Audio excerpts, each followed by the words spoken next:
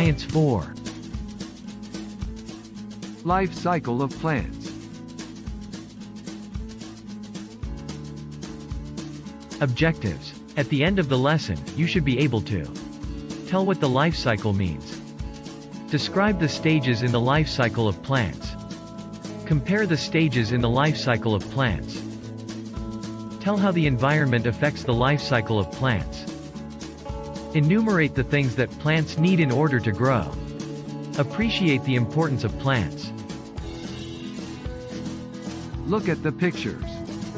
Have you observed a tall tree that started from a tiny seed? What changes happen to the seed as it grows into a new plant?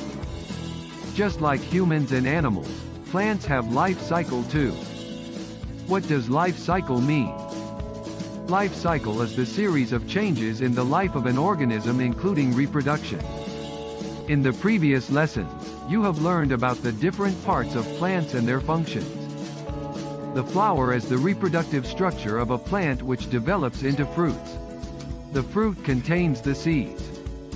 Among all these structures, the seeds play a major role in the life cycle of plants. During pollination or the transfer of pollen grains, the pollen grains from the stamen, which is the male reproductive part, transfer to the pistil or the female reproductive part. After the pollen grains land on the stigma, the pollen grain swells and forms a pollen tube. This tiny tube goes down through the style. The sperm cell moves through this tube and then unites or fertilizes the egg cell in the ovule. A fertilized egg called zygote is formed. After fertilization, fruit and seeds are formed. The zygote becomes the seeds. As the zygote develops into seeds, the ovary swells and becomes a fruit. The other parts of a flower dry up and fall off. The method of reproduction in plants that involves the male and female cells of two parents is called sexual reproduction. Flowering plants reproduce in this manner. How do new plants grow from seeds? The plant life cycle begins with a seed. Seeds are protected by a tough outer covering called the seed coat or testa. The part that grows into a new plant is called the embryo. The embryo has three parts: the radicle, hypocotyl, and epicotyl. The radicle is the part that grows into roots. The hypocotyl grows into stem, while the epicotyl grows into leaves. The growing embryo gets its food from the seed leaves or cotyledons. The cotyledons store food for the developing plant. When a seed falls on the soil, under the right conditions, it grows into a young plant or a seedling. This process is known as germination. Germination takes place when a seed begins to grow and last until the seedling is able to make its own food. For germination to start, the seed needs warmth, water, and oxygen. The embryo begins to grow. The seed coat cracks open and tiny roots or radicle comes out, grow downward to anchor the plant in place. Soon, a shoot, tiny, soft stem, comes out from the seed and starts to grow upward. The tip of the shoot is curled downward in order to protect the tiny leaves as the shoot comes out of the soil surface. The leaves are yellowish in color because they do not produce chlorophyll, green pigment, yet.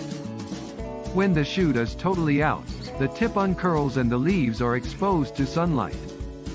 This is the time when the leaves start to produce chlorophyll and become green.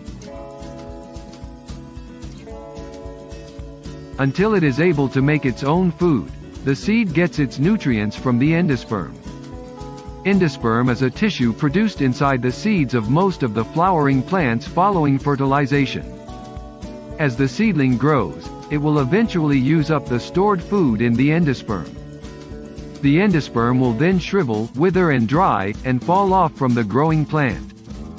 By then, the plant will have developed roots, stems, and leaves. They soon mature and produce seeds. When these seeds germinate, the plant's life cycle begins again. Do all plants have seeds? Not every plant grows from a seed. Non-flowering plants that use seeds for reproduction are known as gymnosperms. The most familiar group of gymnosperms is made up of conifer trees. When cones of seeds fall on the ground, the seeds are dislodged and may grow into new plants. Some non-flowering plants reproduce new plants by means of a reproductive cell called spore. Among the plants that are reproduced through spores are ferns and mosses.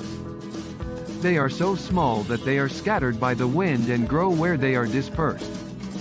These methods of reproduction in plants that involves the cells of only one parent is called asexual reproduction. Life cycle is a continuous process. It makes sure that organisms continue to exist on Earth. However, there are factors and conditions in the environment that affect the life cycle of plants. Natural calamities like drought and flood destroy their habitats and sources of food. Plants may also be affected by malnutrition and diseases if their needs for survival are not provided to them. They may get sick and die. These conditions can affect their life cycles. So, we must conserve and protect plants. Help them to reproduce. To check how well you understood the lesson, let us have a short exercise.